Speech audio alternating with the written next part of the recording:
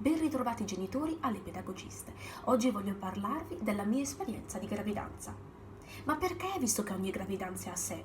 Ogni donna per caratteristiche, cultura, per età, per condizione familiare e personale o anche medica è completamente diversa e quindi ogni gravidanza.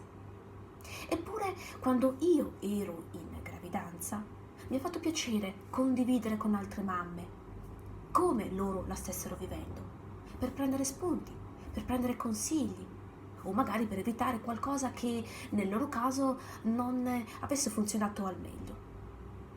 E allora, ecco qui alcuni spunti che potreste prendere in considerazione per far sì che anche voi possiate vivere serenamente e a pieno questa gravidanza. 1.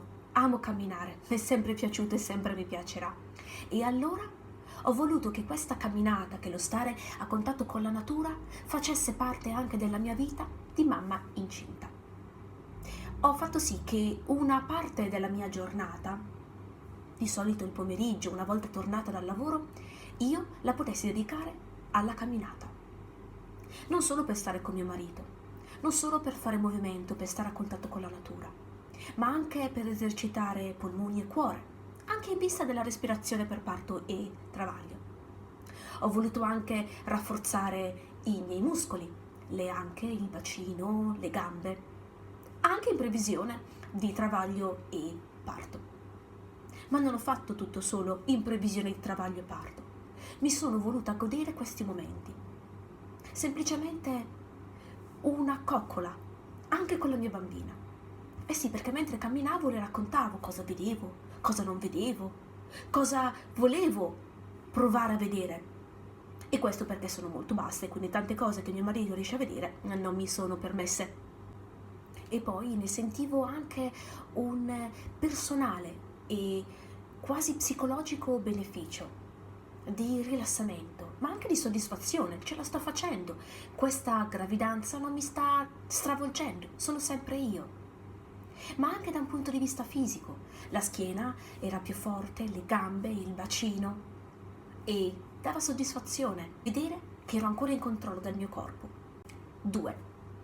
Sono una persona che parla molto, ma mi dimentico spesso. E allora ho voluto creare un diario, non solo per ricordarmi che cosa stesse vivendo questa giornata o quest'altra giornata la mia famiglia, ma anche perché ho pensato, fra qualche anno la mia bambina potrà aprire questo diario, potrà sapere come ho vissuto, che cosa è successo, quali pensieri, che cosa ha detto il dottore, la prima ecografia, i primi passi e così via.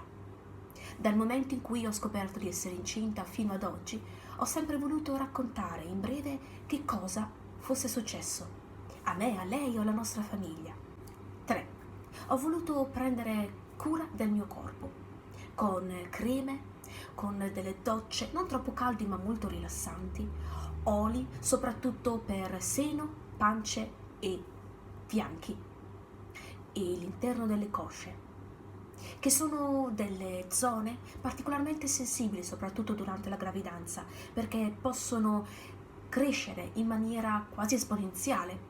La pelle, tirandosi, potrebbe creare smagliature e dar fastidio. E allora un buon olio alla vitamina E può aiutare. E crema a volontà su tutto il corpo. 4. Su consiglio medico ho potuto mangiare qualunque cosa, ma ha voluto che io avessi un'integrazione di vitamine e ferro.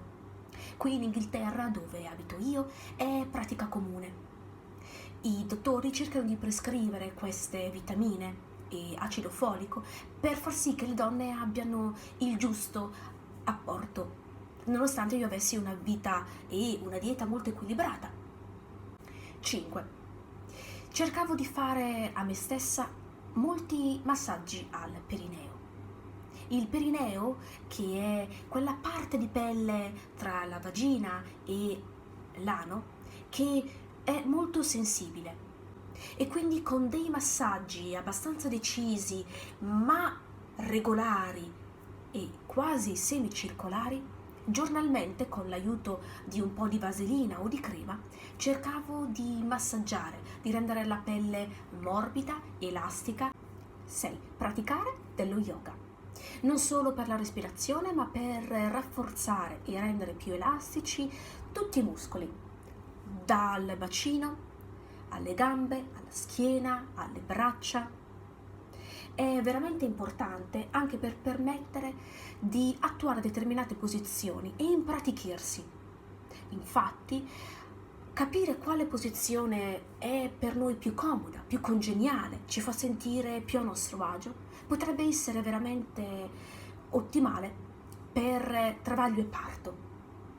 Infatti, avevo provato a praticare alcune posizioni.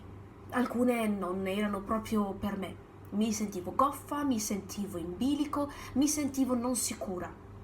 Altre invece mi hanno fatto capire come fossi in controllo di me, come potessi stare bene, come anche la mia panciona fosse comoda.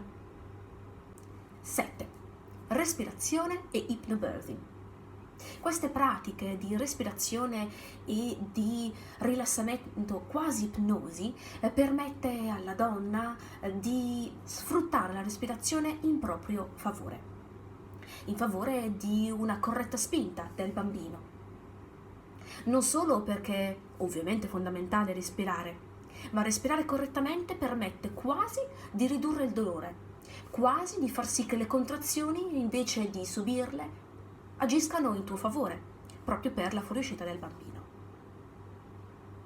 Una pratica come quella della respirazione e dell'ipnosi potrebbe essere anche suggerita dal vostro medico, quindi rivolgetevi per capire se ci sono dei corsi o delle ostetriche che propongono queste pratiche, in modo tale da poter essere seguite e da poter essere aiutate qualora necessario. 8. Parlare. Parlate dei vostri sentimenti, delle vostre paure, delle vostre emozioni, fate capire al vostro partner che cosa è importante, che cosa vorreste che venisse fatto durante parto e travaglio. Ascoltate quali sono le sue emozioni, i suoi sentimenti. Ricordatevi, potreste essere un forte team. Lui, lei, voi, il bambino, la famiglia.